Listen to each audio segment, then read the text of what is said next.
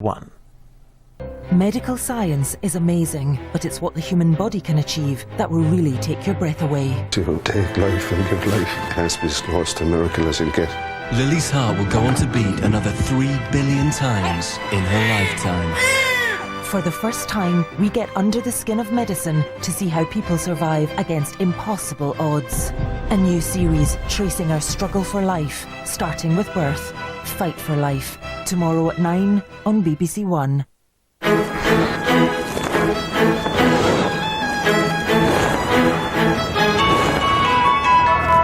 Now on BBC One, the news with Michelle Hussain. The threat of terrorism is greater than ever. The warning from Britain's new security minister. Sir Alan West says we face a 15-year battle against extremism and that everyone must be vigilant. We must be aware of this threat because it is a great threat to our way of life, and we need people, everybody in the community, to help across the whole community. More tax on alcohol, the Tory plan to tackle binge drinking. And Wimbledon glory again for Roger Federer as he's crowned champion for a 5th time.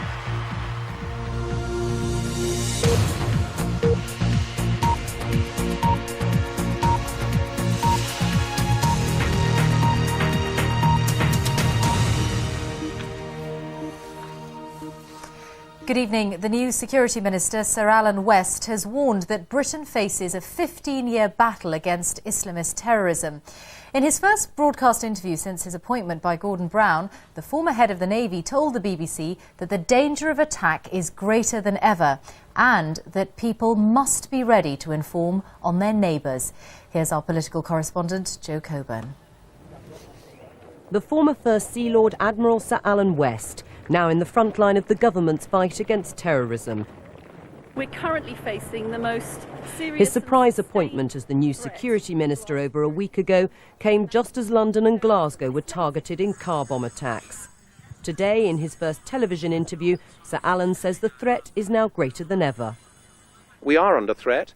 The threat warning at the moment is severe. Let's face it, that means that an attack is highly likely. That is actually a dreadful position really to be in, and we need to do something about that. Sir Alan West says defeating radicalisation could take 15 years. This weekend, Muslim leaders met with police and community activists in London to agree the best way forward. The result, a statement telling Muslims they have an Islamic duty to cooperate with the police. Protesters outside weren't won over. What I believe is, obviously, as a Muslims, we do not cooperate with the police because, obviously, the police are arresting Muslims left, right and centre. Today, the minister went further, calling for some un-British snitching to the authorities. I used the word snitch because I thought this would get everyone rather excited and interested, and I think that's achieved that. But let's face it, if people are actually trying to destroy one's entire way of life, and they don't care about how many people they kill, of whatever creed, whatever group, they just don't care, then I think it is really important to think hard about these things. But some in the community are worried about creating a climate of suspicion. Snitching, it implies that one has to go out of his way to pry into the affairs of his neighbour, of his friends, and that lends itself to abuse. That can be misinterpreted. Sir Alan West has admitted that the government so far struggled to get its message across, but the new change in tone may not be enough to win hearts and minds. And that report was from Jo Coburn in Westminster. Meanwhile, Australia's warned that terrorist attacks against Western targets in Indonesia could be imminent and advised its citizens not to travel there. 202 people were killed on the island of Bali in 2002 when bombs exploded in 2 nightclubs. 88 Australians were among the dead. A second British soldier has died following a major operation targeting insurgents in southern Iraq. The Ministry of Defence made the announcement as it named the first soldier killed, Lance Corporal Ryan Francis of 2nd Battalion, the Royal Welsh. He died when his vehicle was hit by a roadside bomb in Basra. In a separate incident, a soldier who died in an accident at the Basra Palace base has also been named, Rifleman Edward Vakabwa of 4th Battalion, the Rifles. The number of people killed in a huge bomb attack on a village near Kirkuk in northern Iraq yesterday has now risen to around 150. The explosion in a marketplace destroyed dozens of buildings and wounded another 250 people. The Conservatives are considering raising taxes on alcohol in an effort to curb binge drinking. The idea would put an extra 7 pence on a pint of beer and emerged from the party's Social Justice Task Force, chaired by the former leader, Ian Duncan-Smith. As Mark Simpson reports from York, some campaigners say it's a step in the right direction. Sunday night in the pub. Higher prices would certainly make an evening out more expensive, but some believe it's the best way to tackle binge drinking. Putting up the price of beer would make people drink less and help improve family life. That's what the former Conservative leader Ian Duncan-Smith believes, and he's handed his plan to the party leadership. If you look around our streets, we have an epidemic of alcoholism now in many of our communities. And we know alcoholism leads to family breakdown. We know family breakdown leads to failed education, unable to get work, real problems for kids. Binge drinking is becoming more and more common up and down the country. The question is why? Since 1980, the price of alcohol has increased by 24% more than prices generally. But households' disposable income has increased by 91%. The upshot is, drinking is now much more affordable. Experts agree with Ian Duncan-Smith that it's time to hit drinkers in the pocket. There's a lot of evidence to show that if you increase the price of alcohol, that impacts more on people who drink problematically and also young people. And that people like you and I who hopefully drink moderately, it doesn't really change the way we buy alcohol and the way we drink alcohol. Back in the pub tonight, the latest political plan has not gone down well. It's just one thing after another, and we just can't afford to have more customers staying away from the pub. On last Sunday, when the first day of the smoking ban came through, it was very, very noticeable, and this is just something else, isn't it? I think even if they put 50p on a pint of beer, we're still going to buy it. If they think that that's going to actually stop young people from drinking, all they're going to do is go and do something that's cheaper, and that's doing more drugs. This is difficult political territory for all the parties, especially the Tories. The challenge is to try to solve Britain's drink problem without upsetting the voters. Mark Simpson, BBC News, York. A man has died and a second remains critically ill after they jumped into the sea from a pier in Essex, apparently in a thrill-seeking stunt. Coastguards have warned that more and more people are putting their lives at risk in a new form of extreme sport. From Clacton, here's Nicola Pearson. There's still no explanation why the 5 friends, all men and all middle-aged, decided to jump fully clothed from Clacton Pier. Every few metres there are warning signs describing the dangers. It's thought the men had spent the day on the beach having a few drinks and then jumped deliberately, possibly as a dare. Witnesses called the emergency services.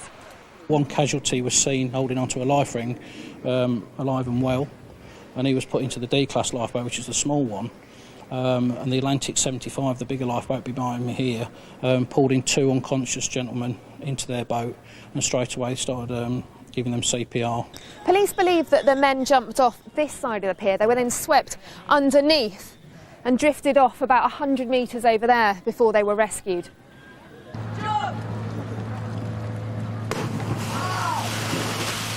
Authorities have been warning recently about a dangerous new trend. These images filmed in Plymouth show so-called tombstoning, several people risking their lives by throwing themselves into the sea. And here, jumpers have asked to be filmed. The video's been posted on the internet. It's a dangerous hobby. In the last 2 years, at least 2 people have been killed, several others seriously injured. We strenuously urge anybody not to jump off piers. You've got tides, you've got currents, there's dangerous objects under the water. So our plea to the public is, as inviting as the sea looks, please don't jump off piers. Coastguards say they fear more deaths if warnings aren't heeded. Nicola Pearson, BBC News, in Clacton. Tony Blair's former spin doctor Alastair Campbell has revealed that Mr Blair considered stepping down before the general election in 2005. The disclosures contained in Mr Campbell's diaries about his own time at Number 10, which are being published tomorrow. Sean Curran has more. Hi, Bonnie. He's the spin doctor who became the story. Alastair Campbell spent almost a decade at Tony Blair's side. For years it was thought his diaries wouldn't be published whilst Labour was still in power. But now, barely a fortnight after Tony Blair resigned as Prime Minister, Alastair Campbell is ready to spill the beans about Tony Blair and Gordon Brown. Well, up to a point. I'm not going to deny, and you would think I was sort of trying to pull the wool over your eyes if I said that there weren't times when relations were pretty tense and when some pretty harsh things were said. There were. What I'm not going to do is publish a book that allows David Cameron to think he's got a gold mine to use against the new Labour Prime Minister. Unusually, extracts have appeared on Alastair Campbell's website rather than being serialised in a newspaper. One revelation, Tony Blair wanted to quit before the Iraq War. It wasn't just a kind of throwaway thought. He actually wondered whether, if he could sort of pre-announce that he wouldn't go into a third election, do it before the second election, whether actually that would strengthen his authority. It actually wasn't an Iraq point. I think he was thinking much more about whether it would give him more ability to sort of push through the domestic reform. Not everyone at Westminster is waiting for the diaries. Gordon Brown says he's more interested in the future and won't be reading the book. Sean Curran, BBC News. It's been quite a day at Wimbledon with news of that and the rest of the sport. Here's Mary. Michelle, thank you very much. Good evening. Roger Federer has won his 5th successive Wimbledon title. The world number 1 equalled Bjorn Borg's record by beating the second seed Rafael Nadal in 5 thrilling sets. The final wasn't without controversy, with both players using the new technology to challenge line calls. From Wimbledon, here's Kevin Geary. Such is the genteel atmosphere that always surrounds Wimbledon that someone like Rafael Nadal almost looks like a street kid whose gate crashed a country house party. The impression compounded by Roger Federer resembling a toff in Fred Perry-era jacket and whites.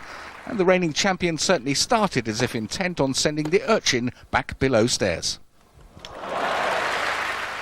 But the muscly kid knows how to fight. From 3-love down, he took the opening set to an enthralling tiebreak. Though Federer won it, he got seriously roughed up in the second set as Nadal's phenomenal powers of retrieval squared the match. The contrast in styles was producing a classic, and Federer, never really at his best, needed flashes of brilliance to get himself in front again. Still Nadal came back, and even harder still. Federer was decidedly rattled as a Hawkeye challenge cost him a vital point. He lost his cool and the fourth set. How in the world was that ball?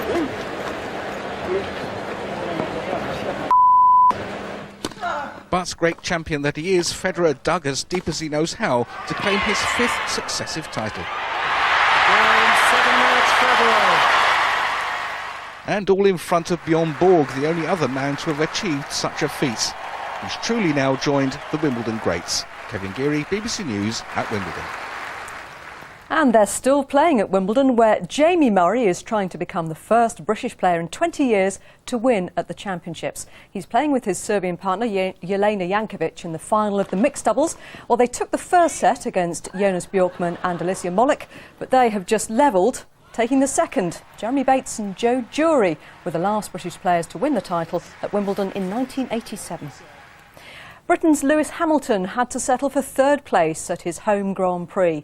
The McLaren driver was on pole position but lost out to Ferrari's Kimi Raikkonen. Fernando Alonso finished 2nd.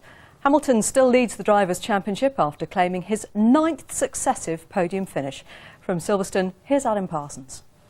The queues at Silverstone began early in the morning. There were 95,000 spectators here, and most of them came hoping to cheer Lewis Hamilton to victory.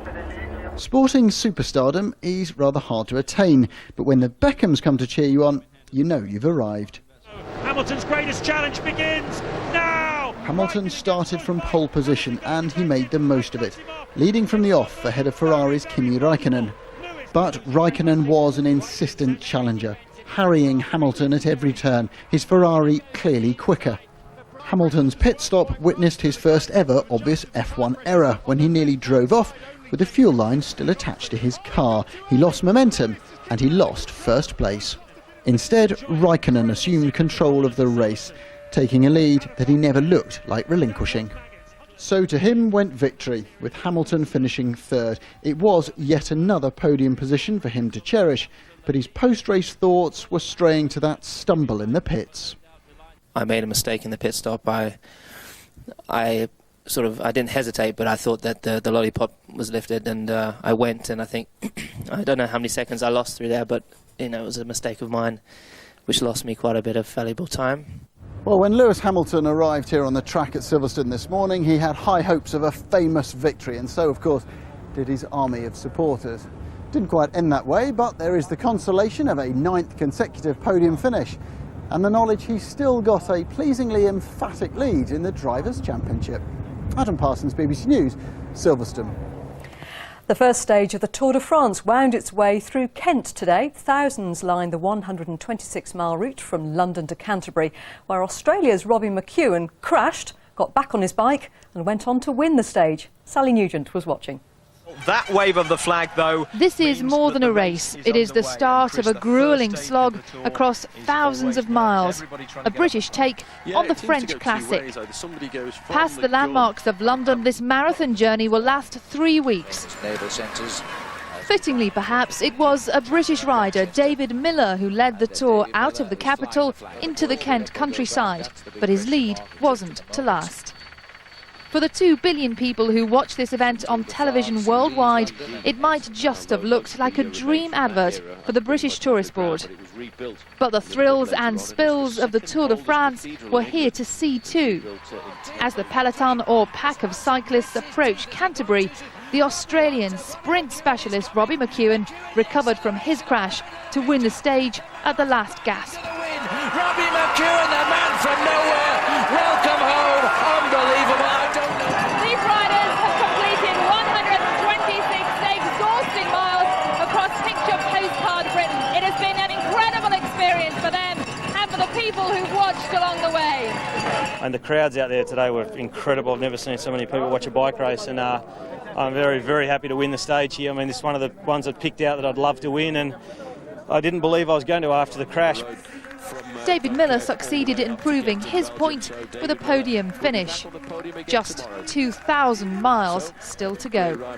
Sally Nugent, BBC News, Canterbury. And finally, Conor Montgomery has won the Smurfit European Open at the K Club in Dublin. It's his first Tour victory since 2005. A great confidence boost ahead of the Open at Carnoustie later this month. That's all the sport from me for the moment. Michelle. Mary, thanks very much. There's much more throughout the evening on BBC News 24, and we'll be back with more from the newsroom at 10 o'clock here on BBC One. Now, though, it's time to join our news teams where you are this evening. Bye for now.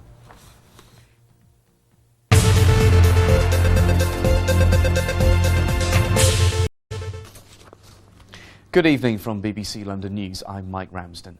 Youngsters in East London are failing to share in the Olympic dream. They've told a conference their views aren't being taken into account, and they're worried big business will have too much influence over the 2012 Games. Angela Saini reports. Young people were the keystone of the advertising campaign that secured the Olympic bid. But 2 years on, do they still feel the same? The Olympics so far has been this massive top-down thing where these people that are completely inaccessible to everyday people have been deciding for the rest of us. At this conference in East London, there was a lot of scepticism. The reality now for young people in London is they don't know how this big story about how the Olympics is going to change young people's lives really connects to them. The Olympics were founded on principles of equality and peace. Some believe these values have been forgotten in favour of flashy logos, advertising and corporate sponsorship. I think we still have time to put the money into to better uses. It's unenvironmentally friendly because there's going to be so many carbon emissions coming from it and so forth, and I just totally disagree with the whole thing. That said, knocking the game seems to have turned into its own Olympic sport. These criticisms, at least, will be put before Olympic planners as part of a youth manifesto. Angela Saini for BBC London News in Bethnal Green. Well, the Olympic Organising Committee have given us a statement saying they want to involve all young people in the Games and their legacy, adding they'll be happy to discuss their concerns directly. The adventurer Lewis Gordon Pugh has set off today on his toughest challenge, to swim to the North Pole. He'll swim 1 kilometre in water temperatures of -2 degrees Celsius, the coldest water a human has ever swum in. He'll be wearing just a swimming costume, cap and goggles. The 37-year-old city lawyer will swim in an area that should be frozen over, highlighting climate change. 2 million people came to London to watch the Tour de France this weekend. The racing started in Greenwich, but before then, hundreds of thousands of people lined the route of a procession by the riders. The Tour de France leaves London, inspiring the next generation of British riders. Lee Valley Youth Cycling Club were out early to see the Tour go past. Pretty good. Yeah? Yeah, definitely worth coming to see. It's like the world's top riders all in one race, one of the toughest races of all. And to see it come here is special. As a cyclist, it's something to aim for. Really excited. She's never been here before, I've never seen it here before, because I wasn't born when it was here last time. But today was about much more than 180 professional riders. In Hyde Park, everything to do with cycling. Plenty of opportunity to have a go and a big screen to watch the action as the Tour snaked to the coast. We came up to Waterloo and we watched the Tour going past the London Eye, and we thought come over here to have a look around the cycle village. We missed the start of the Tour de France because we came down from Gatwick hoping to catch it in the morning, but now we're here trying to catch it here. So we've seen David Miller racing ahead. I'm really excited about that. But the Lee Valley Club wasn't just here to watch. The riders were in competition using the Tour de France route along the Serpentine. And he's away. Hugo Humphreys got third in the national youth race. Good news for a 14-year-old with the Olympics on his doorstep. 40! London's weather, it should be a dry night with some mist by the morning. Tomorrow we'll see sunshine and showers with most of the rain in the morning and the evening. Top temperature 21 degrees. And before we go, with the predicted heat and lack of summer rainfall, could this be how some of London's parks look by the end of the century? BBC London's weatherman Peter Cockcroft has been to the city of Villarreal in northern Portugal to find out what life could be like in London 2057. That's tomorrow at 6:30 on BBC One. We're back before then during breakfast from 6 a.m. From us all here, bye for now.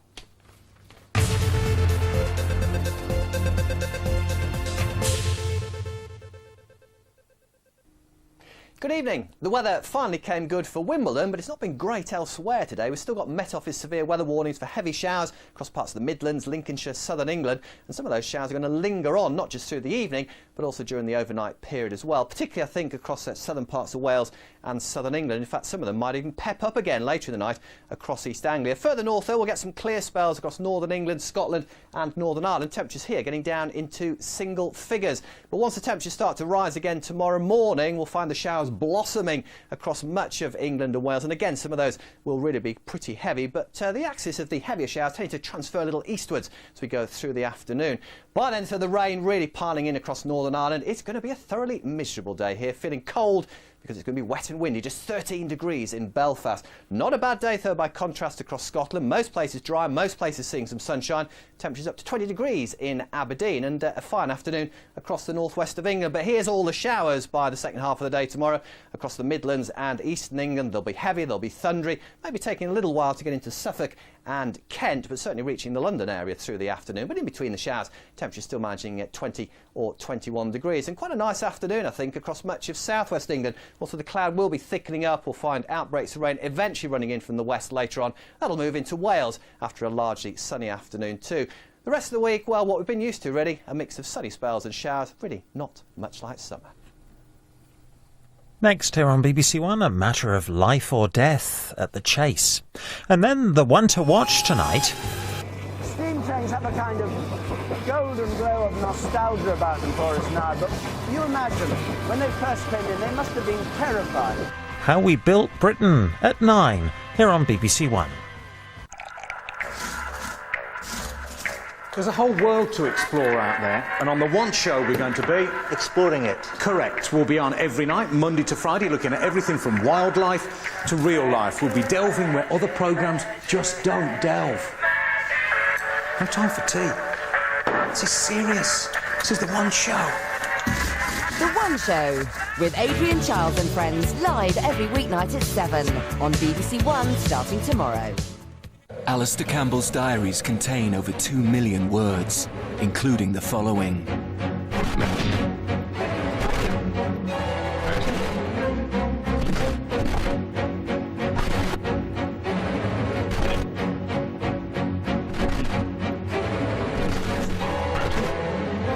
The most interesting ones will be on BBC Two. The Alistair Campbell diaries start Wednesday at 8, continuing Thursday and Friday on BBC Two.